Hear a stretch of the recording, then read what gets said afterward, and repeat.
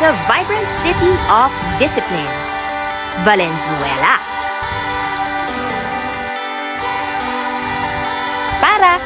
Para sa Pinas. Muli ako ay nagpapasalamat sa inyong lahat dahil sa inyong taus-pusong pagsuporta sa mahabang panahon. At itong mga police cars na nakita ho ninyo, simbolo dito sa Valenzuela na siniseryoso ho natin ang peace and order at katahimikan dito sa ating syudad. Gagawin ho natin ang lahat ng ating makakaya para pasuportahan ang ating kapulisan dahil sila po ang may responsibilidad sa katahimikan po ng ating minamahal na lungsod.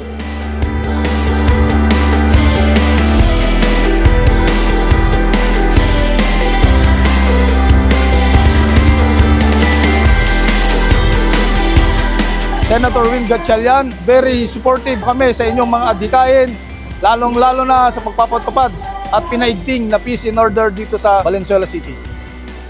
Para sa mga kababayan natin sa Valenzuela, magtulungan tayo para sa Pilipinas.